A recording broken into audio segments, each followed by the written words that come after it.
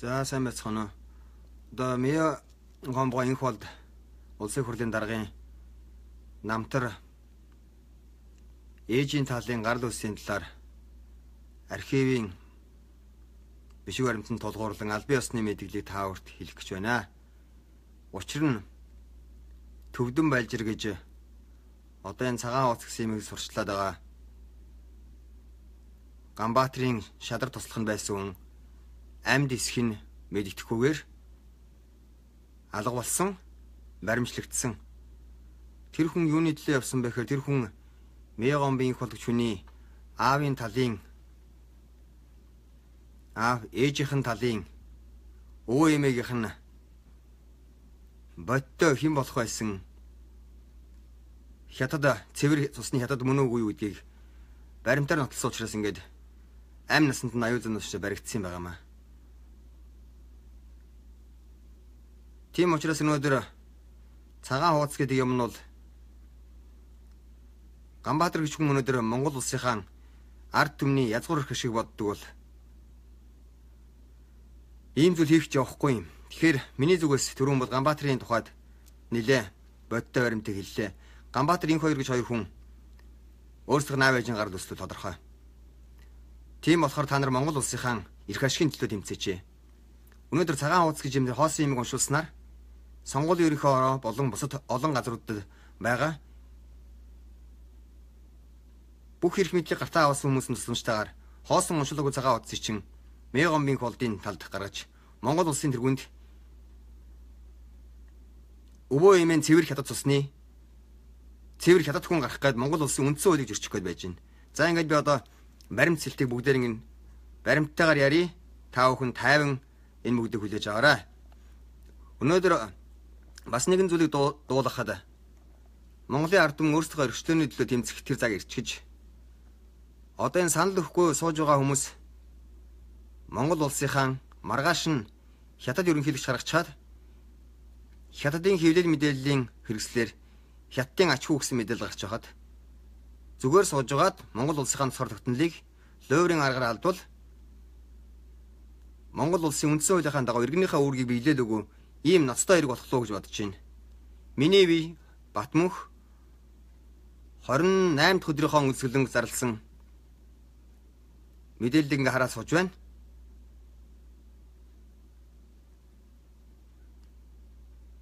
Төвдөн Балжиртай Ганбаатараас олж холбогдож муудаж байсан боловч тэр хүн яг баримтлагдаад хүчний болов баримтлагтай явахаас өмнө бас надтай холбогдож юу гэж хэлсэн тухай тэр баримттай мэдээллийг бүгдийг дэлгэж өгнө.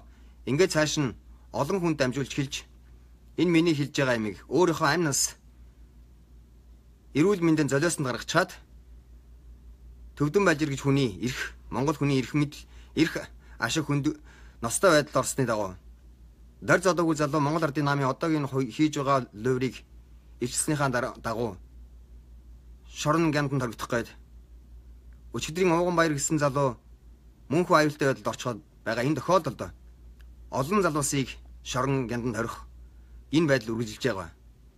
Тийм болохоор Монгол хүн өнөөдөр сонор сэрэмжтэй байж энэ лойврын тогтолцоог хамгаалж чадвал бид нэг Монгол улс Монгол хэврээ оршин тогтно.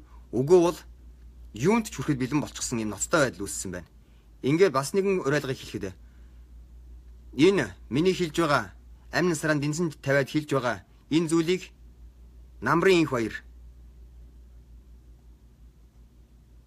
Элбэгд орж Ганбаатар зэрэг харийн шашинд шүгдэж оюун санааг оруулчихсан байгаа хүмүүс Монгол цустай Монгол хүн учраас нэгийг бодож хоёрыг тунгааж өөрсдийн хийж байгаа үйлдэлдээ дүгнэлт хийн үү мөн хүчний байгууллагын цэрэг цагдаагийн байгууллагын тагнуулын албаныхан эрдийн сүрлээзүүдэн гарт орчхоод мөнгнөөс олж язгуур эрх ашиг зөрчиж байгаагаа нин яралтай бодно гэж сануулж хэлж байна. Дээр нь хэвлэл мэдээллийн байгууллагын хаалттай гэрээ гэдгийг хийчихэд нэг ширхэг мэдээлэл гаргахгүй. Одоо миний энэ мэдээлэх гэж байгаа зүйлийг гаргахгүй байхаа бас Монгол улсынхаа эрх ашигын өмнө ноцтой бүр бүхэл бүтэн мэдээллийн үнэн бодтой мэдээллийг хөдөө байгаа сонгуул өгч байгаа сая гарan сонгогчдоо өгөхгүй бол тэр цагаан хуудас гэж имийг өгж байгаа хүмүүсийн 2-3-аар нь 3 ширхгээр нь зэрэг өгч байгаа хүмүүсийн мэдээллийг хүргэхгүй бол ард түмнээ сонгуулаа өгөөч гэж бүртгүүлсэн юмыг уриалахгүй бол сонгуулийн тэр ловер хийх гээд орж байгаа хүмүүсийг хяналтанд авч гадаа ямар машин ямар юм иргүүдийг сонор сэрэмжтэй байхгүй бол төрийн албан хаагчдыг сонгуулийн 2000 хэсгийн хороогоор дамжуулж нэг хэсгийн хороон дээр ихэд 100 санал олж авах гээд цаанаасаа тушаасан мөнгөний олж авах гээд улаарын явж байгаа хүмүүсийг сонор сэрэмжтэй байна уу гэдгийг имийг би хэлж байна. Сонгуулийн хэсгийн хороон дээр байж байгаа суус өмсгчдийн холбоо болон орон нутгийн хороо хэсгийн дарга нар, хэсгийн ахлагч нар 100 санал чинь ямар гай тэрхийг би танарт хэлж өгье. 2000 хэсгийн 2000 орчим хэсгийн хороо байгаа. Нэг хүн кармандаа 100 санал хийхэд 200,000 санал тэр чигээрэн ловерт орно. Мөн энэ мэдээгээр дамжуулан дараагийнх нь би 2016 онд 30 гаруй суудлыг Санду, Ганбаатар, Мэе гомбын инх бол гэсэн хүмүүсийн хийсэн ялт ажиллагааны үйл ажиллагааны дүнд 30 гаруй суудлыг яаж авсан тухайд тайлбарлаж бас хүргэнэ. 30хан саналын зөрөөгөөр 500 саналын зөрөөгөөр 30 гаруй суудлыг ловердж авсан. Энэ ловерт оролцсон өнөөдөр төрийн ордонд сууж байгаад эмэгтэй хүний эрхчлэн халдчихад тэрийг улаар нь дарж өгөөг зүтгэж хятадын эрх ашигт үйлчилж байгаа энэ хүмүүс эх орноо хамгаалах үйлстэй та нарыг нэгийг бодож өөрчлөлт ард түмнээсээ хүсээд өөрөөсөөсөө хүсээд энэ мэдээллийг анхааралтай сууж үзнэ гэж хүсэж байна. Мөн сонгуулийн хэсгийн хороон дээр сууж байгаа хүмүүс зөвхөн Монгол ардын намын гэсэн эрх ашигыг бодож эсвэл бусад намын ажиглагч нар анхаарал сонор сэрэмж алдан хичнээн хүн оров гэдгийг нүдний цөцгий чавчилгүй анхаарч байхгүй бол бид хэрвээ хэсэгхэн зуурын анхаарал алдваас өнөөдөр хар машин гэдэг бусдын иргэшээлд орчихсон зүйлийн тусламжтайгаар хятадын колон улс болох энэ сонголтыг яг 100 жилийн дараа хийх бэлэн болжээ. За ингээд одоо албан ёсны би баримт руу оръё.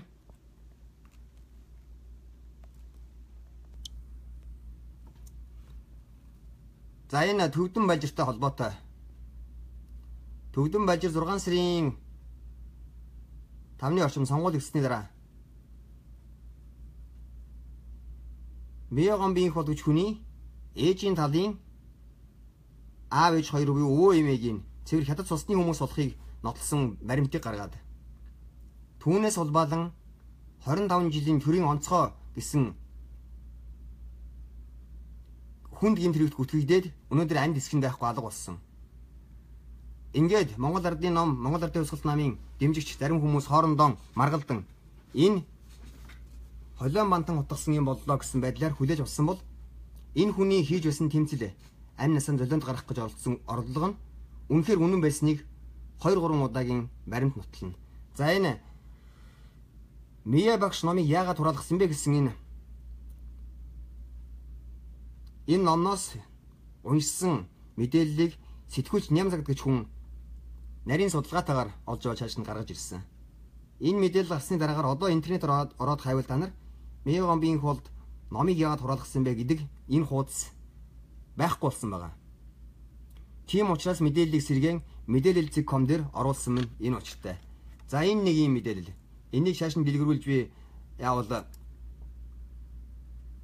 энэ мэдээлэл.com дээр орохоор Мэе гомбын холдын номыг яагаад хураалгасан бэ? Одоо интернет яагаад очиж гин гэд бүх нарийн мэдээллүүдийн бүгд байж байгаа. Саяны өнгөрсөн 2 зураг бол Мэе гомбын хол гэж хүний албан ёсны Твиттер хаягн дээр гарсан юм 2 зураг байгаа. Тэгэхээр энэ номод бодиттой Мэе багш өөрийнхөө тухай намтрыг бичсэн ном. Энэ намтар нь эргээд өнөөдөр Монгол улсын ерөнхийлөгчийн сонгуульд өрсөлдсөн Мэе гомбын инх бол гэж хүн Монгол улсын үндсэн хуулийг зөрчиж уугуул иргэн нэр дэвших ёстой гэсэн заалтыг зөрчсөн байгаа учраас ард түмэн сонор сэрэмжтэй энэ миний хүргэж байгаа мэдээллийг хүлээж авна уу гэж би өөрийн зүгээс хүсэж байна. За энийг дэлгэрүүлээд би цааш нь тайлбарлана. Ингээд дараагийн нэг асуудал бол миний хаяг болохоор Цэнд Аяш Батмөх гэж орно. Данжур Facebook-аас Данжур гэсэн юм хаягтай.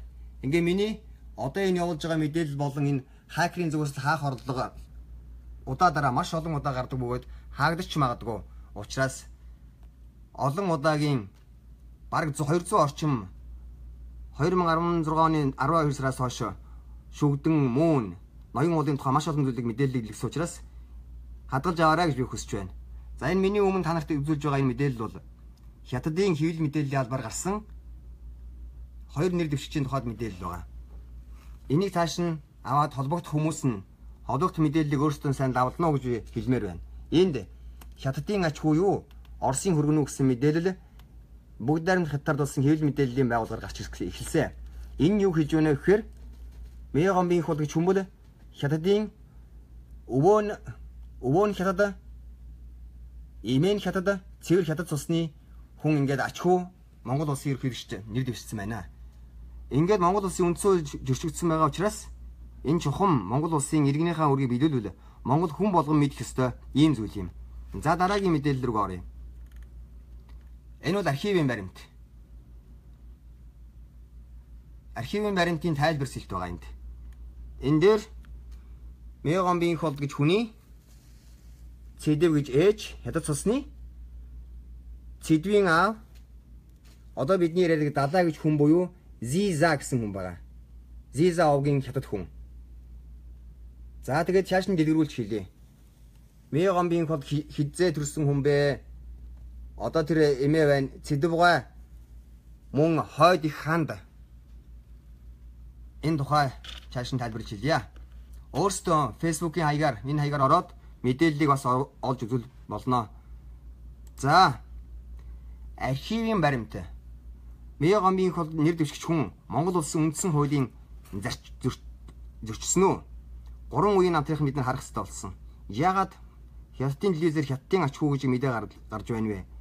Тэгвэл өнөөдөр яагаад энэ тухай мэдээллийг илчилсэн хүмүүсийг бүгдийг толгой дараалан Монгол хүний Монгол ёсонд байхааргүйгээр бүр улаар нь дайрч хайр найргүй устгахыг оролдож шоронд хийж үг хэлсэн хүмүүсийн эрхчлөөг хааж хэвлэл мэдээллийн орчныг хаах ажиллагаа явагдаж байна вэ?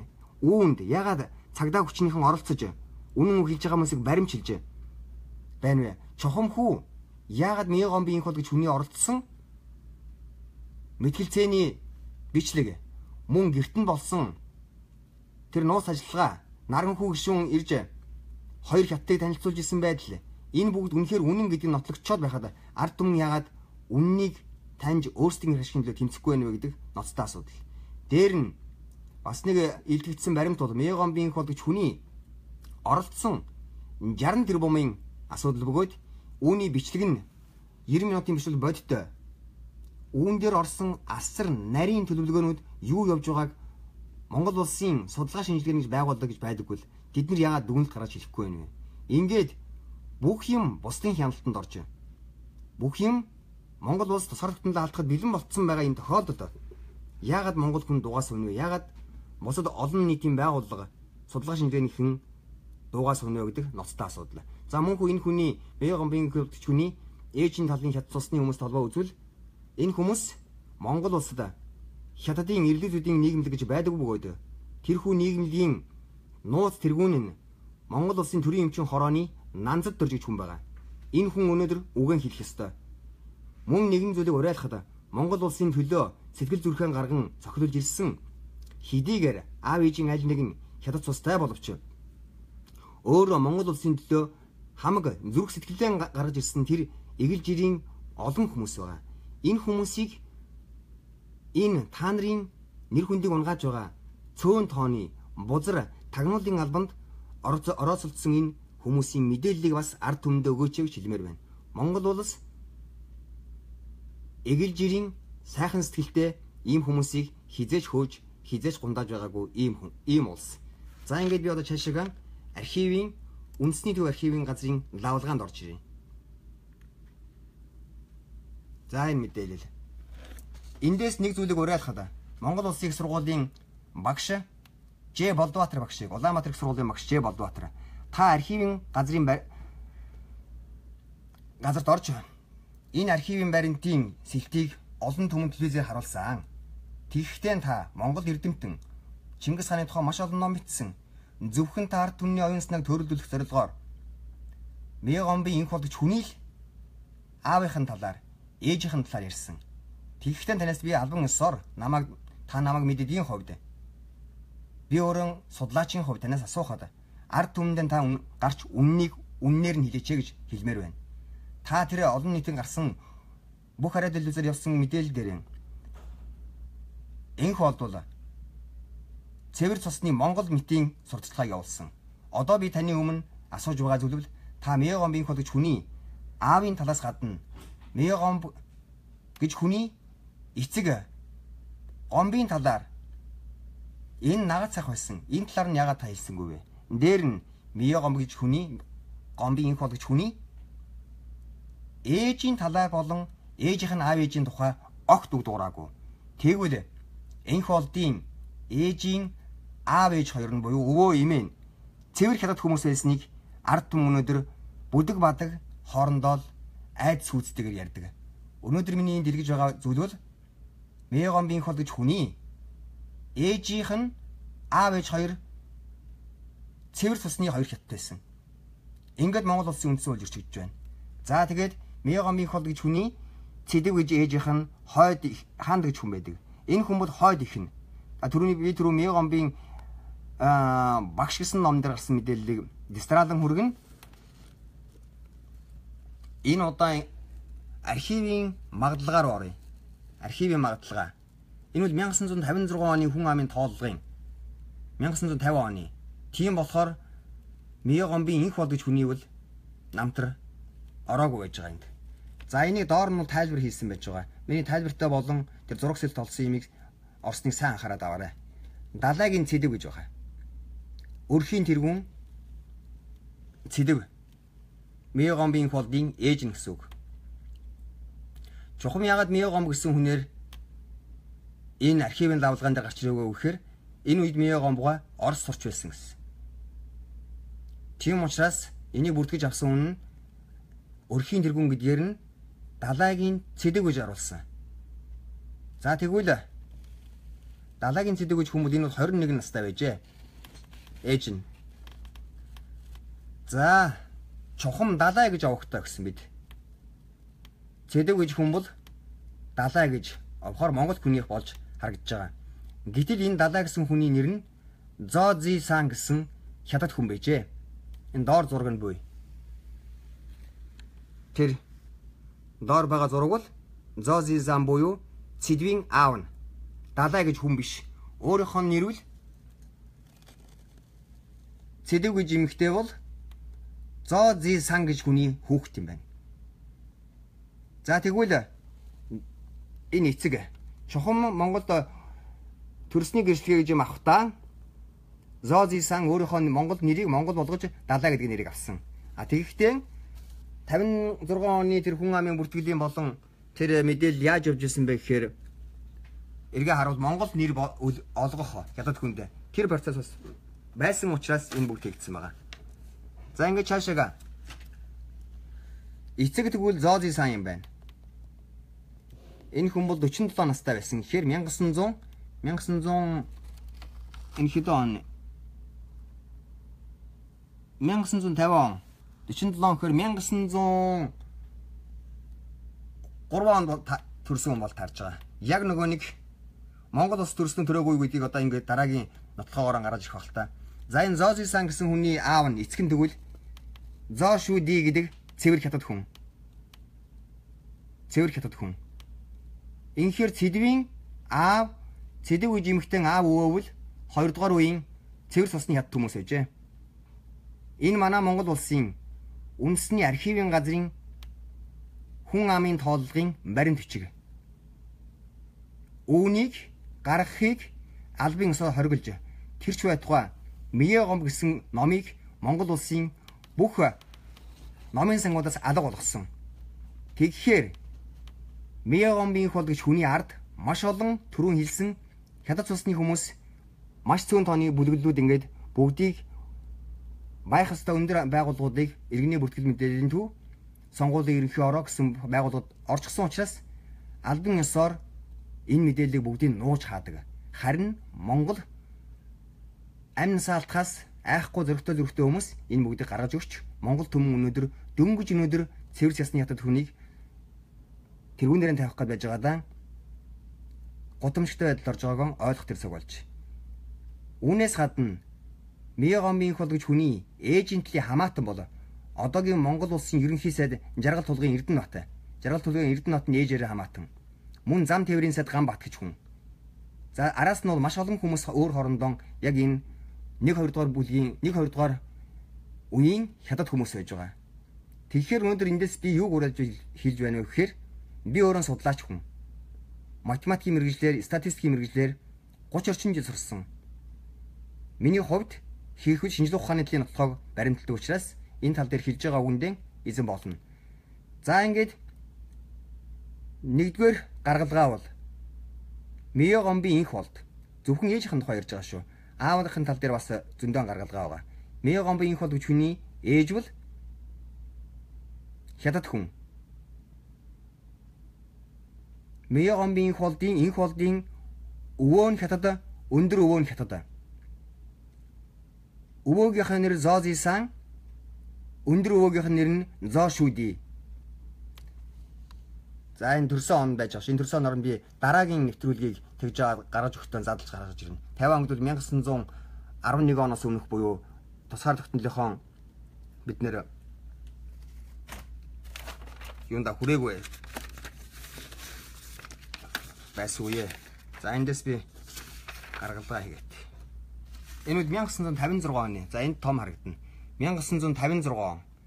56 оны Монгол улсын хүн амын тооллогын баримтчиг.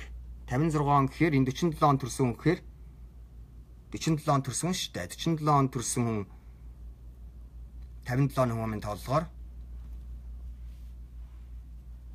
1909 он төрсөн.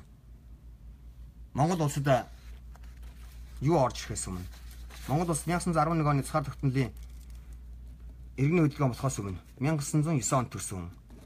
1906 онд манжууд нээлттэй бодлого явуулж ингэснээр Монголд маш олон хятад орж ирсэн юм билээ. Шүүшү жанаас өмнө.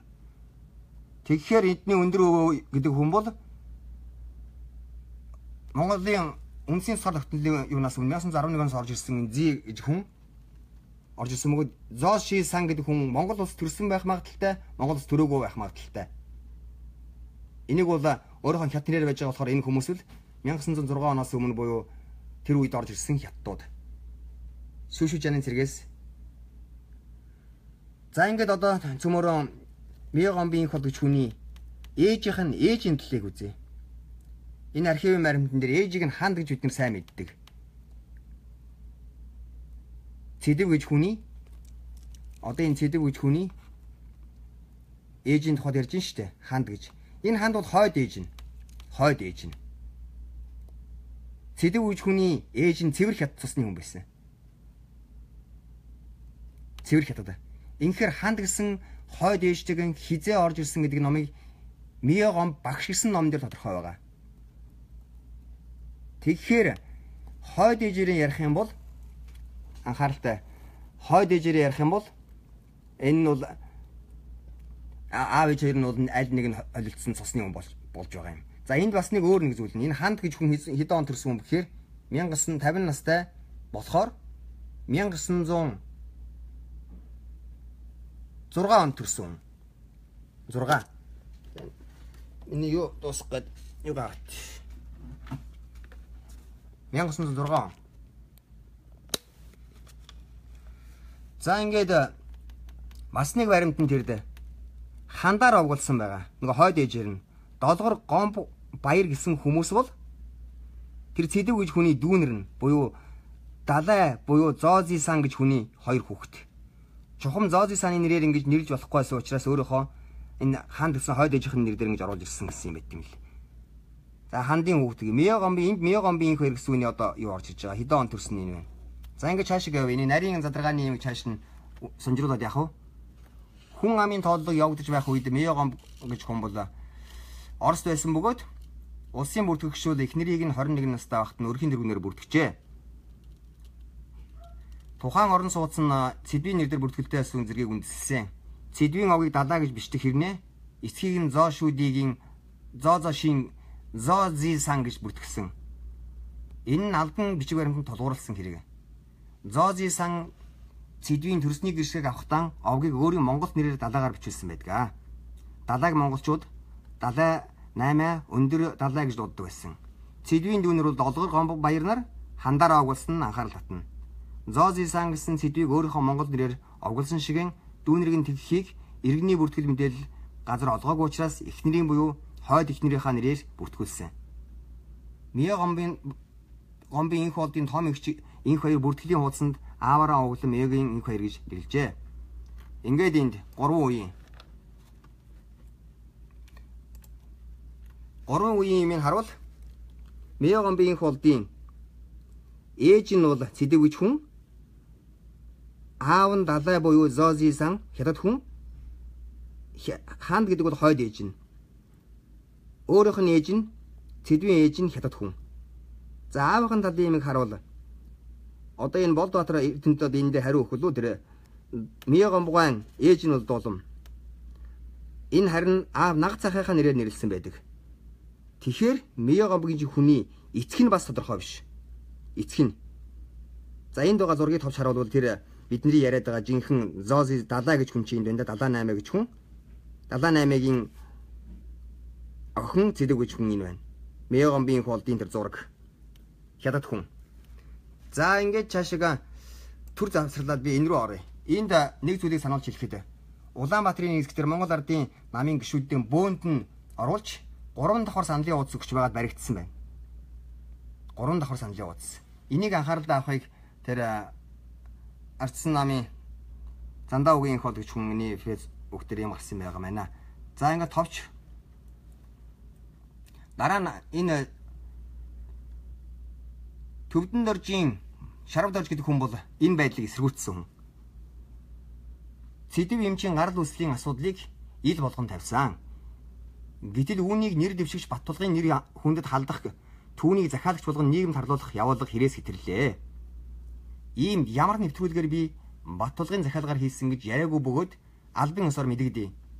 Магадгүй ийм зүйл яриасаа гэсэн хүмүүс зүүдэлсэн байж магадгүй. Энэ сайхан хэмэрлэг Монгол ирийг бохирны асуудал нэрийг нь хутгалдуулсандаа гүнээ хөлсөж байна. Таныг Монголын ард түмэнд дэмжин Монголон авраарай. Эх орон ард түмэн тань аврал ирж байна. Та ялнаа гэж энэ үгийг хэлээд энэ хүн алга болсон. Тэгвэл өнөөдөр монголчууд өөрсдөө ойлгох цаг болсон. Энэ баримт бол 6 сарын 4-ний өдөр надад ирүүлсэн өөрийнх нь юу? Намааг амь өргөдүүл задах маш ностой баримт, аудио, видео бичлэгийн хамт гадаадын хэвлүүлэлд зориулсан мэдгдлүүд маш найдвартай газар байгаа. Таны нэрийг илгээх хүмүүсийн жагсаалтанд оруулаа гэж хэлсэн. Тэгээрээ олон улсыг дэлдийтэл нь би гаргаж өгнө гэд. Ингээд 6 сарын 10-нд би өсгөлэн зарласан. За юм бүхэн ингэж явж байна. Одоо эргээд нөгөө энэ хятадаар гарсан хятадын ач хүү гэдэг юм монголчууд өөрсдөө тулгаж судалгаа хийнэ үстэй. Одоо би дараагийн баримт руу оръё. Энэ бол нөгөө яриад байгаа Төвдөн Балжир гэж хүний алга усны дараагаар Меогомбын холдгойн тухайн ням цаг гэж сэтгүүлчин гаргасан мэдээлэл. Энэ ном байгаа хүмүүсээ бол гаргаж ирээрэй. Маш олон хүмүүсийг уриалмаар байна. Одоо энийг мэдж байгаа. Энэ номыг бичсэн хүмүүс. Дээр нь Ганбаатар гэж хүнийг хамгийн түрүүнд би уриалмаар байна. Ганбаатар өндөр шадар туслах байсан хүнээ шоронд явуулчаад алуулсан хэсгийг мэдэхгүй сууж байдаг. Огт нийгэм дуурахгүй. Тэгсэн мөртлөө цагаан санал буюу хоосон саналыг өгч байгаа нь хоосон саналаар дамжуулан Меогомбын холдын талынхан энэ зүйлийг устгаж ард түмнийг дормжлох байгаа юм.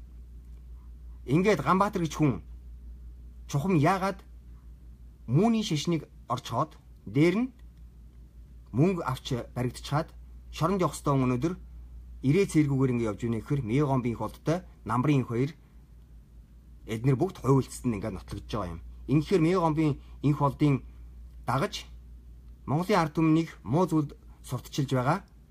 Ганбаатар энх хоёр нарын явуулга өнөдөр ямар түвшинд хүрснийг би үнэхээр гайхаж байна. Миний өсгөлөн намрын энх хоёр хүнтэй холбоотойгоор би асуусан. Та Арангаа нутгийн хүн. Би танаас лавлж асууя. Та өсгөлөнгийн тухайд хуурай өсгөлөн ч хэлж магадгүй олон улс гаргахын тулд. Дээр нь та нодны жилийн сонгуулийн дуурийг хийхэд Мегомбын холдын дуу хоолойг нойрондоо зүүд нойрондооч тань гэсэн юм хэлсэн байдаг. Ингээд тэр хүний нодны жилийн мэдэгдэл бол маш гайхамшигтай мэдэгдэл байсан. Учир нь 60 тэрбумын асуудлыг бүгдийг задлчихсан юм байсан. Боловч өнөөдөр үгнээсээ буцаад огт дуурахгүй байгаа асуудал бол эргээд Мегомбын холдтой асар их мөнгөний тооцоо хийж эдгээр улс орноо худалдахад бэлэн болцсон байгаа шинжээ. Ингэхээр анханаас нь би хэлсэн Ганбаатар гэж энэ хүн бол хутхан өөмөлөгч Монголын цор тогтнолыг зарж байгаа хамгийн ноцтой тим тэрэгт дайсан. Ингээд энэ дайсны нэрийг мэдсэн учраас энэ Төвдөн Балжир гэж хүн Ганбаатар хүн сурталчилжсэн нэг Халтмаагийн Батул гэж хүнд та эх орноо авраарай гэж захиад ингээд явсан байдаг. Энэ хүний тангаргийн тухайд их сайхан тангаргийн би амь насанд дөрөвт бэлэн байна гэсэн тангаргийн энийг хэлээд одоо шоронд оролцсон байж байгаа. За эндээс энийг бүгдээрээ цааш нь лавлаа үзсэн үстэй. Энэ номыг Монгол Ардын намын мэдээллийн ажилтны Дэмбэрлэгч хүн хурааж авч номын сангуудаас авч байсан тухай мэдээлэл байгаа. Ингээд ням загт сэтгүүлч Мегомбын холдын ээжийн тал буюу одоо тэр ханд хойд ээж ханд штэ. Хойд ээжтэй холбоотой О гэсэн хүнд байгаагаар очиод энэ хүнээс асуулга авсан. За тэгээд энд ямар энийг хараад сайн хараад аваарай. Сарвал буюнгоо өнөөдөр үгээ хэлж чадах хүн. Энэ үнэн мэдээлэл явж ийн худлаа ярьж явж ийн үгэд.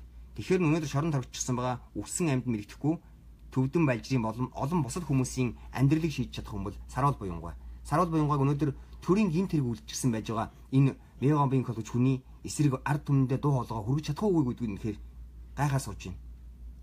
Энэ бүгдийг ард түмэн цатаж төрийн эргэлт асар их бэрх өөр хоорондоо хямралцсан хямрал гарахаас үрдчихсэн сэргийж Мегомбын холбогч хүнийг би нэрэнт тас гэж бодож байна. Дээр нь Мегомболч хүнийг хамгаалж байгаа хүмүүсийг нэгийг бодоосаа гэж бодож байна. За энэ Бадрал урдас удаас Бадралгоо орсон энэ номон дээр. Дээр нь Сүрэнжи гэж хүн орсон. Шарын Сүрэнжигаа орсон байна л да. За ингээд өөр нэг ностой зүйлийг хэлэхэд энд сонгуулийн ерөнхий орооны бод сайхан гүшмөл бүх аюулыг хийж байгаа хүн. Нодон жилийн 2016 оны сонгуулийн дуурийн тухайд би дараагийн цуурлаараа ярил л да. Ингээд энд орж ирсэн хүмүүс байл. Энэ сонгуулийн дуурийг хийсэндээ яг адилхан аргаар явж байгаа. Ингээ энэ номыг номын сангуудаас хураасан. Гэвч Мегомбын Мие багш эрхвиш багш хүн болохоор энэ ном дээр маш олон баримтыг үлдээсэн байдаг. Энэ номны баримтаар нь хийсэн видеог энэ тэндүүд харчихсан байсан. Тэрийг эргээд харуул бүх зүйл хоорондоо ингээд тайлбартай болно. За энэ цаашгаа ном явахаар Оговл Мегомбын хол гэж ээжийн цэдэг үж хүний хойд их хандын дүүгийн хүүхэд гэж байгаа. Хойд их ханд. Тийм болохоор бид нар цусан төрлийн хамаатан биш юм аа. Буюу энэ хойд ээж хандтаа суугтаан далаа буюу зи гэж тэр хятад хүн нэг охин дагуулж ирсэн цэдвүүгээ байсан. Цэдвийн ээж нь цэвэр хятад хүн. Цэдвийн ээж нь. Цэдвийн ээж нь цэвэр хятад хүн. Ингэхээр Мегомбын хол гэж хүний цэдвүүгаан аав ээж хоёр цэвэр хятад хүн. За энэ бол гаргалгаа хоёр дахь гаргалгаа. Мегомбын хол гэж хүний ээжийн аав ээж хоёр нь цэвэр хятад хүмүүс. За ингээд Төвдөн Балжирууд энэ тухайд ингээд ярьсан тухай эдгээр ингээд хоорондоо яж агаад Цэдвүүгаан аав далай буюу зи штэ. Одоо энэ дээр нөгөө саяны гараж иргэний бүртгэл мэдээллийн юугаар зи гэсэн нэртэй байсан. Мегомбын холдын далай буюу ээжийн талын өвөө нь 13 дугаар зууны ихэр нааша орж ирсэн Монгол нэртэй шижир маа огтын гэж бичсэн байгаа. Түрүүн бидний хэлснээр зи гэдэг чи одоо ямар нэрчээ болдгийг нэг ийм баримт одоо энэ байна л да. Зоози-сан. Шижир маа огт их гэсэн юм. За ингээд өөрийнхөө ээжийг бол Сэлэн аймгийн Мандал сум буюу зүүн хараа. За энэ зүүн хараа. Тэгэхээр зүүн хараад бол ээж нь төрсөн гэсэн буюу өнөөдөр Монгол улсын ерөнхий сайд хийж байгаа Жаргал тулгын Эрдэнэт бол хятад хүн. Хятад цустай хүн. Ингээ манжууд 1900 энэ байна. Манжууд 1905 оноос шинэ бодлогын засгийн бодлого өгчид тунхагласнаар 1905 он шүү. Төвд Монголд хятад хүн суурьшуулахгүй хоргоон цуцалсан. Ингээ хятадууд орж ирсэн. Ингээ хараа голын дагуу тариа ногоо тариулахаар хятад иргэн суурьж эхлэхэд Шижиргаан хамаатан хідэн саднараа зүүн хараад ирсэн. За төвдөн бажийн тухайд бол нөгөө 1919 онд шүүшүү жанын хэрэгтэй гэж ярьсан нь бол нэг жаахан алдаа болсон баг. Бусд нь бол үнэн. За тэр 78 буюу одоо Зизи гэсэн тэр цэвэр хятад хүн бол Улаанбаатар дэж ногоо зардаг байж ингээд 78 бол нэлээ хөрөнгөтэй болсон. Зизи гэж хужаа. Цэдвийн хойд ээж буюу цэдвийн төрсөн ээж буюу цэвэр хятад хүнээс нь салаад зүүн хараагаас тасхны овооны зүүн талд 9 гудамжинд энэ мэдээллийг өгсөн Огийн аав гэгч хандын дэрж нөгөө хандтаа суусан баг. За ингээд цэдвийн төрсөн ээж нь буюу одоо хиний өндөр имэн болох нь штэ. Насаараа ногоо тарьж амьдралаа өнгөрөөсөн хүн. Миогомбын инх бол гэж хүмүүс өөрийнхөө төрсэн ээжийг биш хятад ээжийг юм биш. Тэр ханд гэж хүнийг яриад байдаг штэ. Ханд гэж хүн чинь бас өөр тухайд энд байгаа. За ингээд цаашаага хантаа нийлээд бар сүгс гарсан юм байна. Тэр ингээд цэдэн болгоо юу орондоо. Ингээд нөгөө цэдэв гэж 1935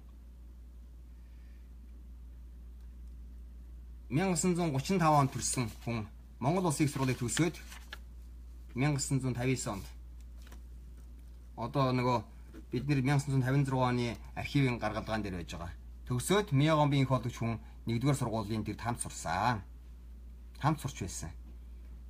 Чабасангийн шадруудын нэг Отбаточир гэж хүн байсан. Төв аймгийн Баян сумын хүн шүү. Одоо энэ Төв аймгийнхан ер нь их анхааралтай байгаарай. Төв аймгийн Баян сум шадар судлахын Баточир. Тэр хүний нөгөө талаас өндөр далай буюу нөгөө далай чин хувийн тогооч хятад тогооч нь хийж исэн байгаа. 1946 оноос. Инхээр энэ бол тагнуулын албаны хүн. Миогомбын их болгоч хүний өвөө нь бол хятад хүн, тагнуулын албаны хүн.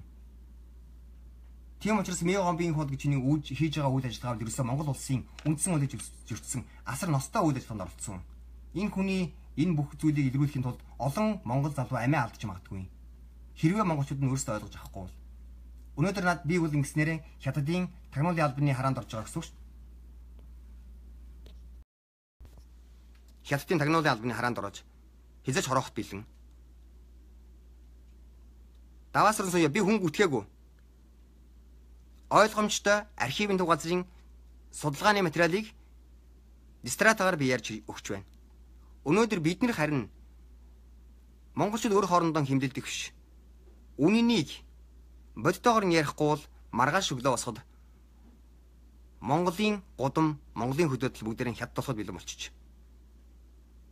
Өнөөдөр хичнээн олон хятад орж ирсэн. Өнөөдөр эвлэг зүйлээ дүүрсэн засгийн газар нь өндөр албан тушаалыг дүүрсэн газрууд дистратагаар хууль баталж чинь шүү дээ. Хэдэн мянган хятад орж ирснийг мэдэх өөрөө. Миний хийсэн судалгаагаар 10 жилийн дотор 37 мянган хятад орж ирсэн байдаг. Үндэсний архив статистикийн төв газрын тооцоо байгаа. Үлдсэн 20 жилд хэд орж ирсэн мэдэхгүй. Сая хичнээн орж ирв. Одоо Монгол улсын орон сууцнд ороход орон сууцны орц сулганд хичнээн хятад хүн байна. Хөдөөгөр хичнээн хятад хүн байна. Мянгат малчин байна. Иргэдийн төлөөлөгчдийн хуралд нь орох гээд байж байгаа хятад хүн байна. 2-3 авгаатай хятад хүн байна. Авгаа байтлаа эхнэр охин хоёр ээж охин хоёрыг аваас утсан хятад хүн байна. Налахыг хар. Би худлаа яриаггүй. Тамир энэ хүмүүс яагаад ингэж наашаага зайлж ийн гэхээр өнөөдөр Миогомбын болгоч хүний ялт үйл ажиллагаа илрээд Монголын ард түмэн босохоор энд нь оролцсон энэ хүмүүс бүгдээрээ тойрон хүрээлэгчд нь бүгдээрээ унах юм байна. Дээр нь Монгол улсад эрлизүүдийн тоо бол 100-аас 200 мянга болчихсон байгаа. Тэгэхээр энэ хүмүүс өнөөдөр эрс эсрэгүүсэж байгаа. Юу ч ихээс буцахгүй болцсон. Монгол хүмүүс нь юу ч ихээс буцаа болцсон байх шүү. За ингэж цаашаага би баримт ярив. За тэр Мио гомбын хол тухайн одоо гомб гэсэн аавынхын тухай ярьж байгаа. Энэ тухайд саруул буюнгаа бол гомбын Мио гомб гэх бөгөөд гомбын Мио гомб гэх бөгөөд гомбон лав эцгийнх нь нэр бос. Наг цахих нь нэр бол таарсан. Ингээд Мио гомб нь бол гомб овогтой гэд саруул буюнгаа ингээд тэр номонд нь хэлжээ. 135 дахь хуудсанд нь арил гэж хүн овогдож байгаа гомб нь бол ээжийнх нь ах шүү дээ гэж бичсэн байна. Ингээд Мио гомбын ээж нь Монгол, аав нь ямар хүн гэдэг нь тодорхой биш болсон. Тодорхой биш. За энэ дараа өөрсөнд тайлбарлаад ингээд үзэн. Цаашгаа за Сэдэн болгоон тэрдүүл ингээд судаг байж Бат очир гэж хүн бол холбоотой. Сэдвийн хойд их ханд гэж хүн холбоотой. За ингээд энэ мэдээллийг нэгтгэжээ. Мэдээллийг нэгтгэхээс өмнө би энд нэг одоо энэ хүмүүсийн хийгээд байгаа ялт хэргийн тухайд би уншаа өгч. Тэр хандгаатай холбоотой оо гэж энэ яриаг өгсөн хүн бол Мио гомбыг дурамчхан явдгаа нуудаггүй. Учир нь ээжийнхэн талын хамаатнуудаас тэрвэж уулзах дургүй явдаг. Мио гомбыг болгоч хүн. Улс төрөл орчхороо тэгдэг юм уу? Уг нь хүн эцэг ихэн сонгож төрөх биш. Үнэн юмыг нуудаг юм бол би эрлийн сурлис гэдгээр нууж сүйд болдгоо. Монголчууд намайг гадаархаж сүйд болдгоо. Мио гомбын их бол учиргүй нуугаад эцэг талынхныг налаад тэднийг л харж би монгол хүмүүстээр ярьж өгдөг юм байна. Ихийн талаараа буюу цэдэг үсэн ихийн талаараа аав ээж хоёрын цэвэр хятад шүү дээ. Өө эмээ хоёрын цэвэр хятад. Ихийн талаасаа жинхэнэ эмээ өвөөгийнх нь хамаатан жаргал тулгын Бат Эрдэнэт зам тээврийн Ганбат нарыг их дэмжиж ерөнхий сайд дид сайд болголоо. Ганбатын аав нь нарийн бов их сайхан хийдэг танзуур мааюр Евэн зэрэг амттан эдгэр алдартай хүн байсан гэж. За ингээд ням зардаг гэсэн сэтгүүлчүүдийн юугаа баримтаа хооронд нь нэгтгэсэн.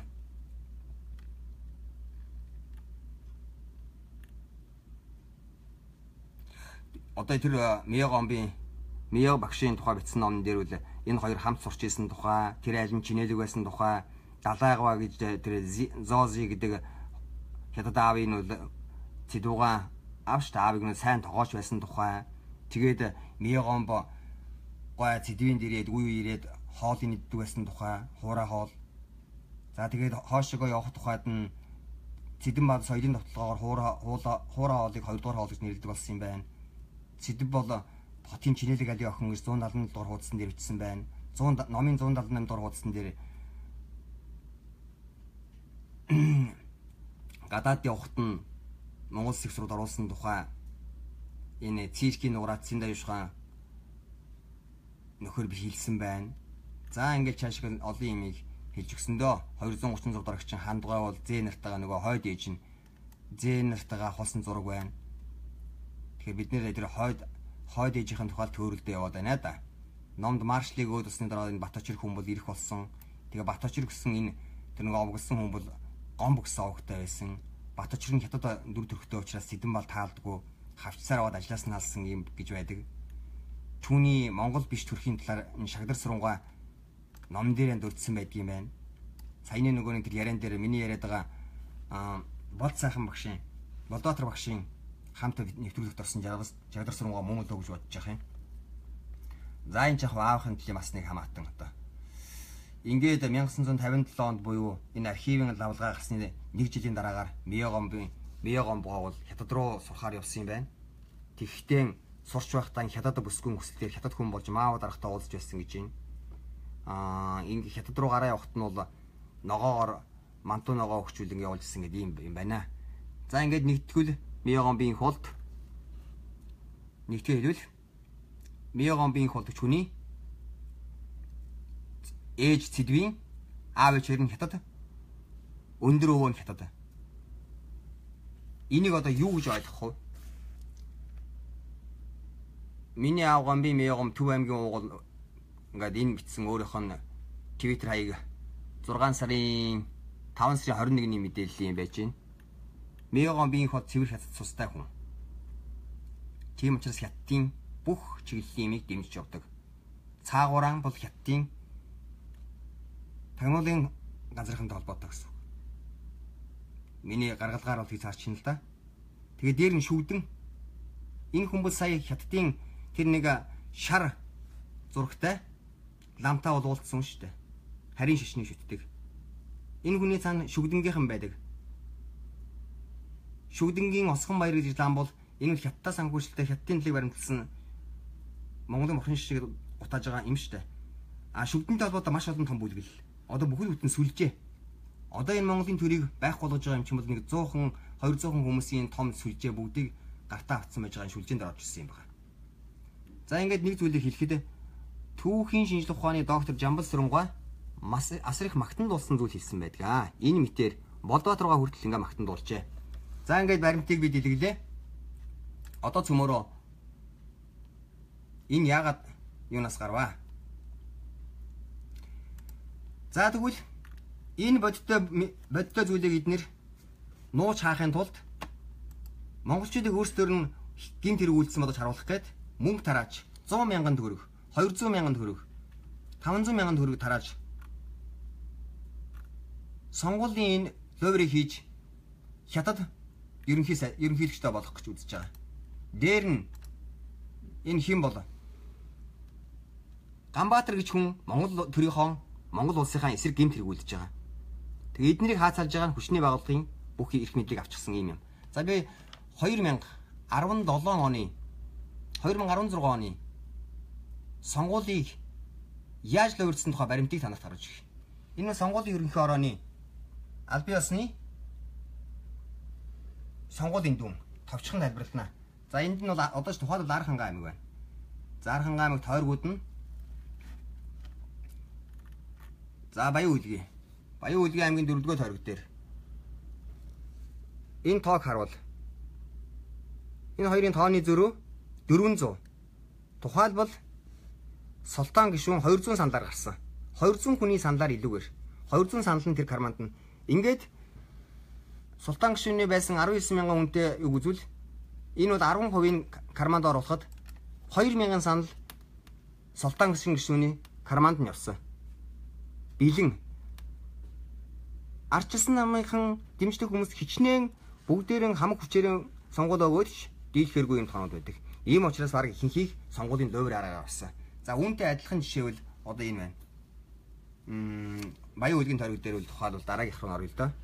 Энэ хоёр тойргийн дүн мянган зөрөөтэй 500 санал нэгд шиг орсон бол Иржаан гарах байжээ. За Баян онгор энэний дараагийнх нь телехаан дээр очихоор Муратын нэрийн зөрөө 400 буюу 200 саналаар Мурат гарсан. За зарим тойрог дээр тэгсэн байгаа. За энэ Зандан шитэр хідээр гарсан. Энэ хоёрын зөрөө 600 300 хүний саналаар Зандан шитэр тэргүүлсэн. Карманд нь бол 17,000 буюу 17,000 гэдэг ч юм бол 1,700 10% авахд 1,700 шүү дээ. 10%. 20% авчих нь 3,400 санал зүгээр карманд нь бэлэн байж байна. Энэ ловрыг ерөөсө хийс хэрэглэсэн. Энийг хамгийн сайн хийжсэн хүн бол намрын их хоёр. Элбэг дорж. Очирбат. Баг байна бүгдээрээ сайн мэднэ. Энэ саяны миний нэрсэн хүмүүс бүгдээрээ шүгдэн мөн болон харин шишинд орсон. За дистралын хэлье. Би баримтыг хэлсэн байгаа. Хамгийн анхны ерөнхийлөгч Очирбат мөний шишний ясалд орж исэн. Шүгдэнд орж исэн. Шүгдэнгийн анхны нээлтийн юм бүх юм хийсэн. Монголын шашны харилцааны аль бие усны байгууллагыг байхгүй болгож одоогийн замбрааг болсон оюун санааны угаалга болсон зүйлийг оруулж ирэх юмыг